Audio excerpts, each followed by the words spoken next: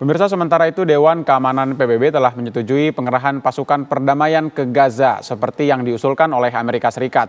Meskipun ada beberapa negara yang menolaknya, di sisi lain Hamas keberatan atas resolusi PBB tersebut karena menganggap resolusi itu tidak memenuhi hak warga Palestina.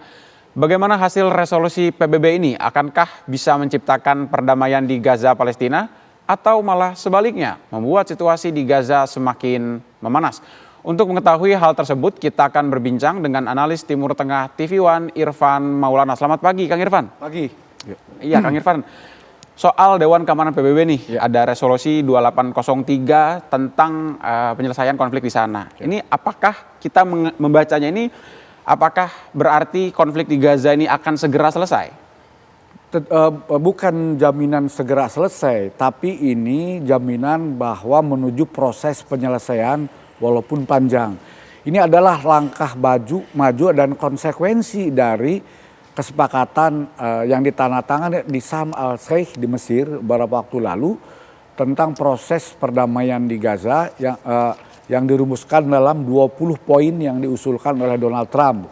Ini adalah tahap berikutnya pasca tahap pertama proses pertukaran sandera dan tawanan. Yang berikutnya adalah diikuti dengan proses rekonstruksi dengan dibentuknya Board of Peace dan pasukan stabilitas internasional. Yang salah satu tugas Board of Peace itu adalah melakukan rekonstruksi atau pemulihan pembangunan kembali kerusakan dan peluncuran kelompok-kelompok bersenjata di Gaza. Nah, ini memang krusial.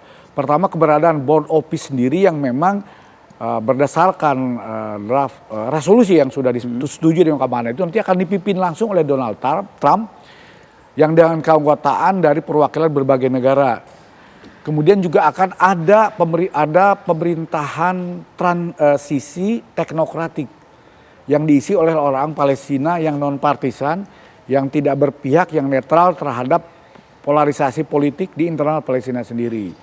Selain itu juga ada pasukan stabilitas internasional yang akan menjaga ketertiban dan membantu proses rekonstruksi.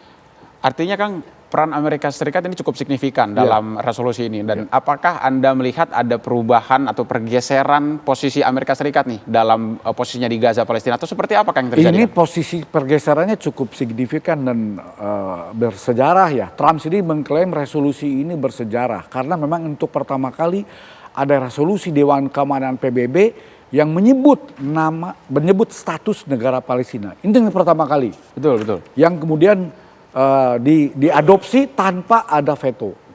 Ada 2 abstain kan gitu. Tapi tanpa ada veto sehingga ini bisa menjadi mandat payung hukum bagi proses rekonstruksi Gaza berikutnya terlaksananya 20 poin tersebut menuju negara Palestina. Jadi ini bersejarah dan ini harus kita akui peran besar Amerika khususnya Donald Trump. Karena ini inisiatif Donald Trump sendiri setelah gelombang besar dunia dukungan terhadap two-state solution. Kemudian bencana kemanusiaan yang terjadi di Gaza sendiri kan merubah opini publik di Amerika sendiri. Terjadi pergeseran opini publik di Amerika sendiri dan membuat Amerika menyadari bahwa jika dia tidak segera mengambil inisiatif, Amerika akan ditinggalkan. Akan dikucilkan dunia. Sehingga Amerika di sini Trump segera mengambil inisiatif untuk mengembalikan peran dan posisi Amerika sebagai kekuatan yang punya pengaruh dan diakui di kawasan. Setelah beberapa belakangan ini peran pengaruh Amerika sudah mulai dipertanyakan, terutama setelah serangan Israel di Doha kemarin yang betul-betul membuat negara-negara Arab murka dan nyaris terjadi distrust antara negara Arab dengan Amerika. Terutama negara Arab sekutu Amerika sendiri yang di situ ada pangkalan Amerika. Di situ Trump melakukan langkah-langkah dramatis ya dengan mempercepat munculnya 20 poin ini, termasuk lahirnya draft resolusi yang sebelumnya ditentang oleh Israel. Sebelum resolusi ini diadopsi, disepakati kemarin dari Dewan Keamanan, Israel sudah melakukan lobby untuk menghapus frasa hak menentukan nasib sendiri dan negara Palestina. Tapi lobby itu gagal karena frasa itu adalah syarat yang diberikan negara-negara Arab kepada Amerika untuk menyetujui rencana Trump selanjutnya dalam proses 20 poin tersebut. Baik, Anda mengatakan ada pergeseran dalam posisi yang cukup signifikan dari Amerika Serikat. Nah, jika bicara soal pergeseran, juga ini ada seperti pergeseran juga nih dari Kementerian Luar Negeri Palestina sendiri itu sepakat dengan resolusi tersebut. Sementara Anda katakan juga tadi Hamas justru berpunggung-punggungan gitu ya, berbalikan ya. Nah, ini Anda melihatnya tuh arahnya kemana, Kang? Gini, karena memang 20 poin Trump yang sekarang punya payung hukum resolusi Dewan Keamanan tersebut memang kedepannya akan mengeliminasi peran kelompok-kelompok bersenjata di Gaza untuk tetap memerintah. Nanti akan diambil alih oleh pemerintahan transisi Palestina yang kemudian nanti akan menjadi jalan menuju penyatuan dengan pemerintahan otoritas Palestina menjadi satu pemerintahan, satu hukum dan satu angkatan bersenjata. Saat ini sendiri Mesir tengah melatih ribuan aparat keamanan Palestina yang nanti akan bertugas di Gaza.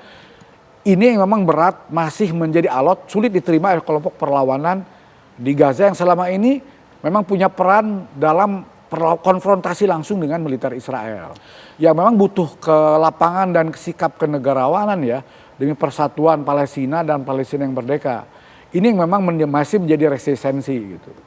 Ya, Kang, masih soal pergeseran posisi dari Amerika Serikat sendiri. Ini apakah ada tekanan lain atau mungkin ada kepentingan khusus justru dari Amerika Serikat yang menunggangi resolusi PBB ini, Kang? Anda melihatnya seperti apa? Sebagian pihak ini melihat dengan kacamata negatif bahwa resolusi Dewan Keamanan PBB yang baru-baru ini dan pembentuknya Board of Peace yang dipimpin oleh Trump sendiri dan pemerintahan transisi serta pasukan 11 keamanan sebagai penjajahan gaya baru.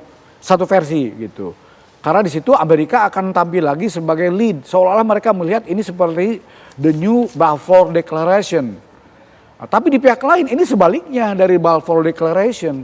Kalau Balfour Declaration dulu itu adalah menjadi jalan bagi orang-orang Yahudi diaspora untuk kembali ke Palestina, untuk datang ke Palestina dan menjadikan Palestina sebagai tanah air menuju terbentuknya Israel. Ini justru sebaliknya sebetulnya.